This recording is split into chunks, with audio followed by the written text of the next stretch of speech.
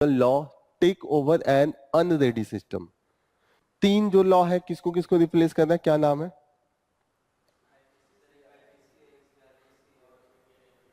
और उसके बदले हम लोग क्या ला रहे हैं? हाँ हाँ, भारतीय दंड संहिता नहीं है, भारतीय नागरिक सुरक्षा संहिता। और तीसरा साक्ष्य, साक्ष्य ये है भारतीय नागरिक सुरक्षा संहिता, ठीक है। एक है भारतीय न्याय संहिता, एक है भारतीय सुरक्षा साक्ष्य। Okay, clear? क्या दिक्कत थी कल हम लोगों ने पढ़ा था, मैं इसीलिए आप लोगों से ही पूछूंगा आज क्या क्या क्या पॉजिटिव है। हम्म हम्म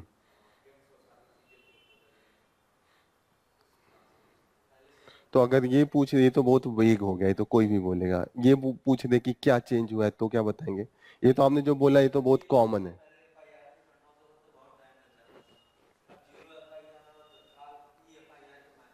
डिजिटलाइजेशन को ला दिया। देखिए यूपीएससी का आंसर एकदम जेनेरिक नहीं होना चाहिए कि वो एकदम नॉर्मल भाषा में बोला जाए, स्पेसिफिक भी थोड़ी सी होनी चाहिए कि ये वाली चीजें हैं। जैसे डिजिटाइजेशन को दे रहे हैं, पहले जो प्रोसेस था वो बहुत लॉन्ग था तो टाइम स्पेसिफिक मैनर में ला रहे हैं।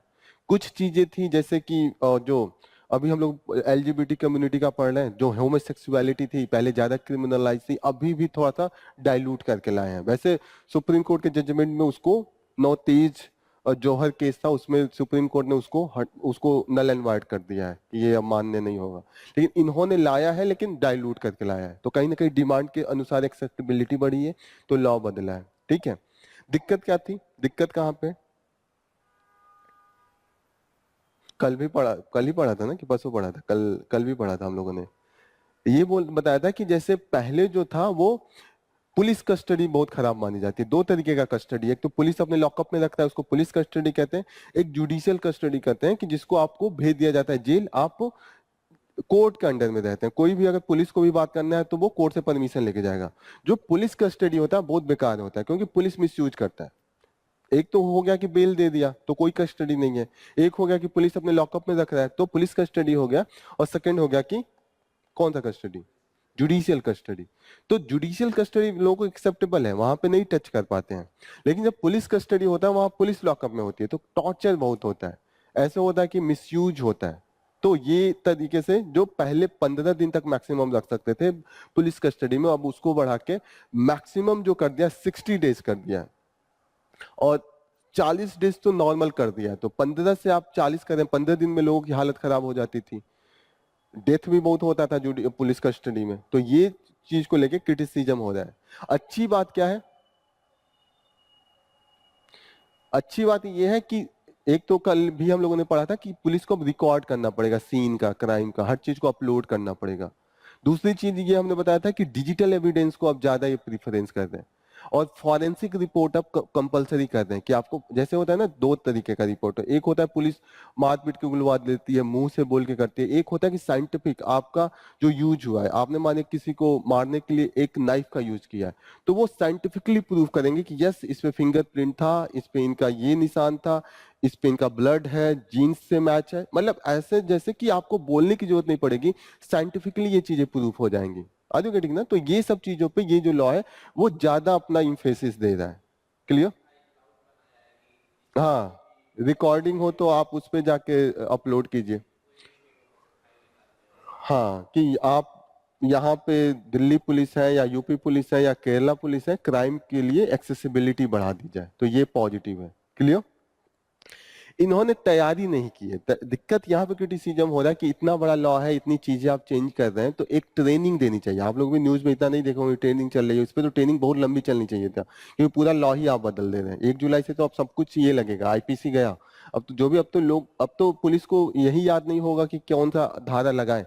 जैसे जो भी धारा होती है ना, आप पढ़ते होंगे कि मारपीट का अलग धारा होता है, टॉर्चर का अलग धारा होता है, फिर मर्डर का अलग धारा होता है, रेप का अलग होता है, जो सेक्शन होता है, इंग्लिश में सेक्शन, हिंदी में उसको धारा बोलते हैं। अब पुलिस को यही नहीं पता होगा तो पुलिस अपने पास बुक लेके घूमेगी, फिर उसको कैसे हैंडल करें। जैसे पुलिस पहले होता था कि मारपीट के या ऐसे पूछताछ करके बुलवाती थी, अब उनको फॉरेंसिक रिपोर्ट को कैसे हैंडल करना है। आप जाके नाइफ से हुआ है, अब नाइफ को किस तरीके से उठाना है, कैसे पैक करना है कि वो डिस्ट्रॉय, जैसे जो एविडेंस है उसको डिस्ट्रॉय ना करे। जेनेटिकली कैसे आपको बाल बाल जो भी है कैसे इकट्ठा करके जेनेटिकल रिपोर्टिंग के लिए रखना है, ये सब चीजें को ट्रेनिंग देनी चाहिए ना कि इससे ये होता है, थोड़ी सी उनको। लेकिन पुलिस ही तो मेन हैंडल करती है, वो तो बाद में जब भेजा जाता था फॉरेंसिक लैब में तो वो करती थी। अब तो पुलिस को जब अपने ही स्टेज पे स्टार्ट कर देना है कि आप, जैसे नया में है कि पुलिस को ही रिकॉर्ड करना है पूरे सीन का, तो उनको बताना होगा ना किस में कितने फ्रेम में करना है, कोई भी उठा के कितना कर सकता है। एक प्रॉपर गाइडेंस होना चाहिए ना कि अगर इतना मर्डर हुआ तो आप इस एरिया का कितने एरिया तक को रिकॉर्ड करेंगे, होता है ना, वो इतना ही कर ले। जरूरत है कि इस पूरे एरिया का करना पड़े, आसपास के भी कमरे का करना पड़े। आर यू गेटिंग ना। तो ये सब ट्रेनिंग नहीं है, मैं एग्जैक्ट नहीं बता रहा हूँ क्या है, जस्ट एग्जांपल दे रहा हूँ कि ऐसे ऐसे चीजें होती हैं जिसकी ट्रेनिंग हो सकती है जो अभी नहीं हुई है। Is it clear. सिर्फ आपको ये लिखना है कि training on a different area that will be lacking, ये देना चाहिए था प्रॉपर रूप से, इन्होंने भी बोला है। इन्होंने ट्रेनिंग के तैयारी के नाम पे ये चीज बोल दिया है कि जो हमने crime and criminal tracking network and system जो हमने डेवलप किया, जैसे वो आप कह रहे थे क्लाउड, तो ये भी एक तरीके का वो सिस्टम है, क्लाउड क्रिएट करता है जहां पे आप अपलोड कर सकते हैं और फाइलिंग कर सकते हैं, तो इसका इन्होंने कर दिया। लेकिन इसकी भी ट्रेनिंग अभी उतने अच्छे तरीके से नहीं है और ये इतना इंटैक्ट नहीं है, इंफ्रास्ट्रक्चर उतना ज्यादा नहीं है। लोगों के पास टाइपराइटर नहीं है पुलिस स्टेशन में, टाइपराइटर से अलग से हायर करते हैं, करना पड़ता है प्राइवेट के लिए। तो अभी कंप्यूटर का जो एक्सपर्ट है वो भी तो चाहिए कि कैसे कंप्यूटर के डेटा वोटा निकालने हैं, चेक करना है, मोबाइल का डेटा करना है, क्योंकि अब तो मोबाइल का भी रोल हो गया ना। 100 साल पहले मोबाइल नहीं था तो कोई मोबाइल के प्रति नहीं था ना कि रूल कैसे मोबाइल को हैंडल करना है, कितना डेटा लेना है।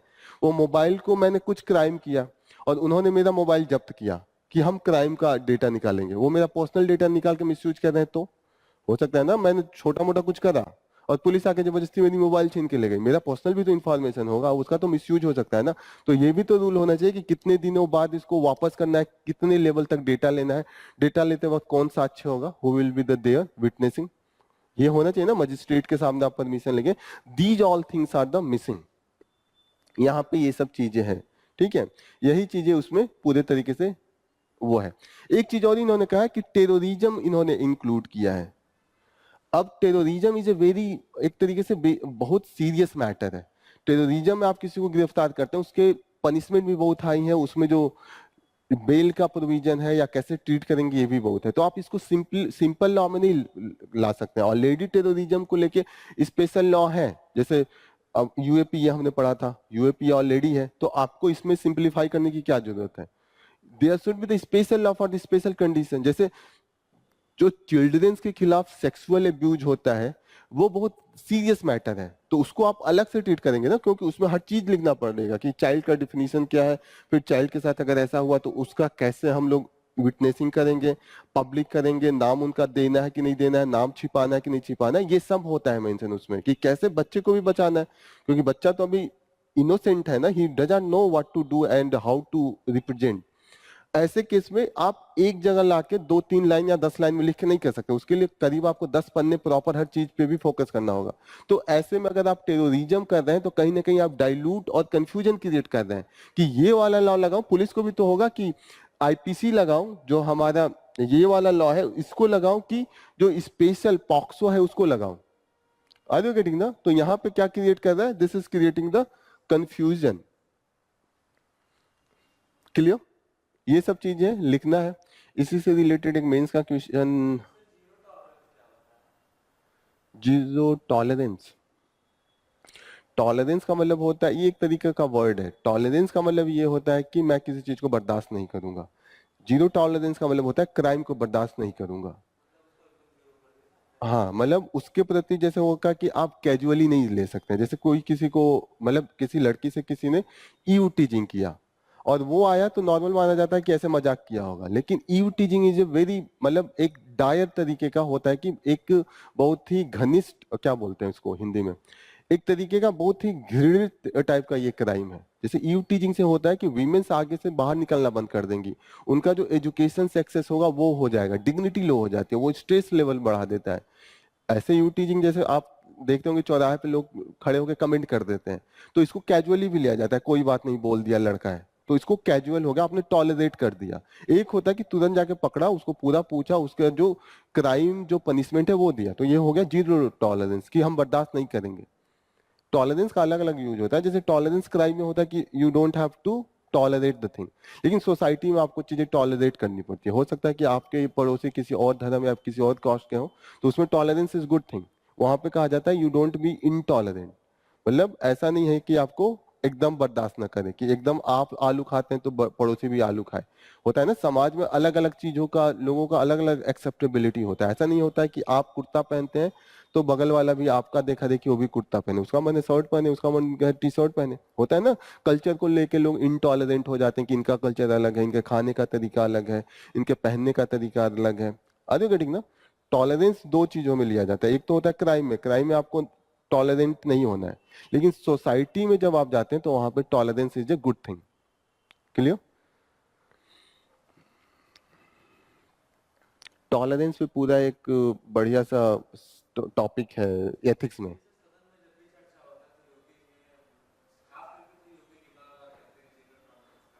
हाँ हाँ, टॉलरेंस होता है कि सोसाइटी में टॉलरेंस करना है, लेकिन आपको क्राइम में या आप जब अफसर बन जाएंगे तो चीजों को लेकर टॉलरेट नहीं कर सकते। जैसे होता है कि आप घूस ले रहे हैं तो इसको टॉलरेंस नहीं कर सकते। ये क्वेश्चन लिखना है, फिर इसका आंसर लिखना है। कल लिख के सब आप लोग लिख नहीं रहे आंसर, कल कोई नहीं सबमिट किया था।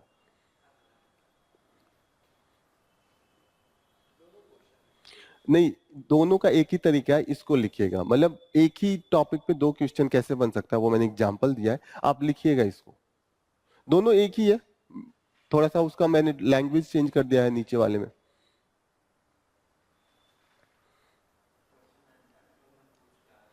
अच्छा, एक दिन मैं डिस्कस कर लेता हूँ कि जो कीवर्ड्स होते हैं उसमें क्या क्या होता है, तो कीवर्ड्स थोड़ा डिस्कस करूंगा तो और चीजें क्लियर होंगी।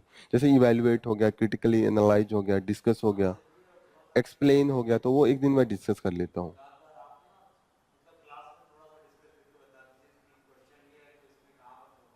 हम्म। हाँ ये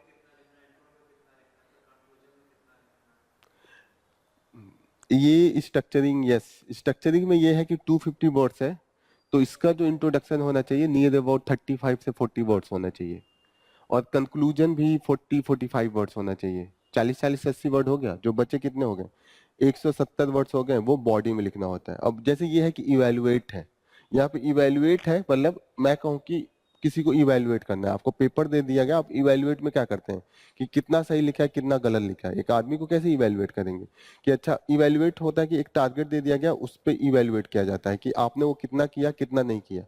तो इवेलुएट यहाँ पे है कि आपको ये करना है कि ठीक है आपने ये लॉ तो ला दिया, इम्प्लीमेंटेशन के लिए क्या तैयारी है क्या नहीं है, उसको करना है कि सही है कि नहीं है।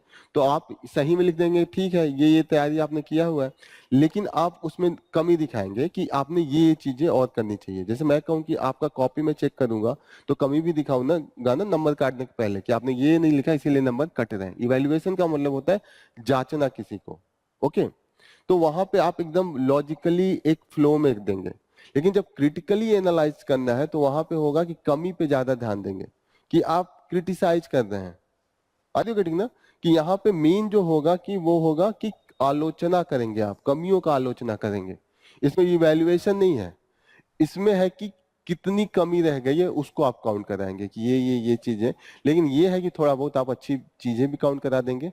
इसमें है कि आप अच्छी चीजें ज्यादा काउंट कराने की कोशिश करेंगे, लेकिन यहाँ पे है कि आप मेन फोकस होगा कि ये सुधार कीजिए। जैसे होता है ना, अपोजिशन क्या करता है, क्रिटिसिज्म ही करता है, तो उसका मेन फोकस क्या होगा, क्रिटिकल होगा।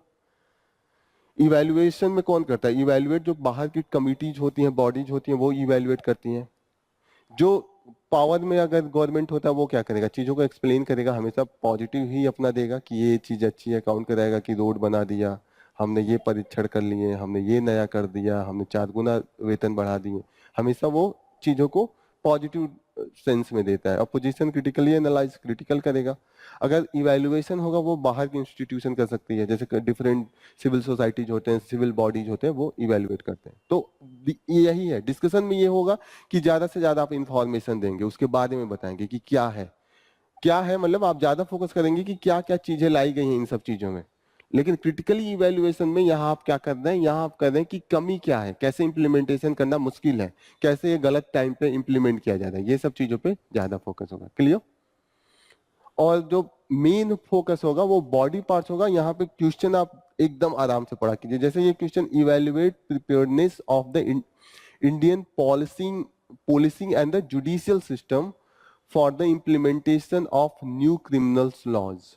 What steps should be taken to ensure smooth transition? तो ये दो पार्ट हो गया। अब दो पार्ट हो गया तो पहले तो ये लिखिएगा कि प्रिपेयर्डनेस क्या है, कितना ट्रेनिंग दिया है पुलिस को। पहले तो आप लेके आएंगे कि कौन कौन को ट्रेनिंग देना था, जुडिशियल पर्संस को, जुडिशरी में, फिर पुलिस को, फिर लॉयर्स एंड आम जनता को भी थोड़ी बहुत चीजें पता होनी चाहिए। दूसरी चीजें होनी चाहिए कि आप स्टेप्स, ये वे फॉरवर्ड खुद पूछ दिया, वे फॉरवर्ड आपको बनाना है कि अब आगे क्या क्या कर सकते हैं। तो you have to give the some suggestion कि अभी ये चीज हो गई, अभी ये चीजें करनी चाहिए। कि जैसे इंफ्रास्ट्रक्चर जो डिजिटल एरिया में है वो अभी स्ट्रॉन्ग करना है, जो हमारे एक्सपोर्ट हैं फॉरेंसिक के वो रिक्रूट होने चाहिए, पुलिस को और सेंसिटाइज करना चाहिए, उनकी ट्रेनिंग की फ्रीक्वेंसी बढ़ा देनी चाहिए, जुडिशियरी में भी एक नया डिपार्टमेंट हो जाए जो उनको ट्रांजिशन में हेल्प करे कि अच्छा ये लॉ है, ये लॉ यहाँ पे है, इसको ऐसे हैंडल करेंगे। ऑल दिस थिंग यहाँ पे जो जजेज हैं उनकी भी ट्रेनिंग होनी चाहिए, क्योंकि जज तो पुराने लॉ के अनुसार काम कर रहे हैं ना, तो वो बूढ़े हैं 50 साल 60 साल, उनको तो नहीं पता, वो तो सब कुछ पुराना है, हर आदमी को चाहिए ना।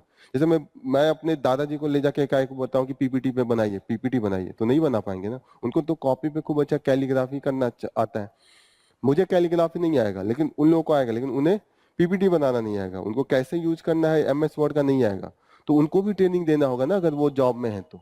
Same is the with the जजेस। क्लियर? क्लियर है अप्रोच कैसे रखना है?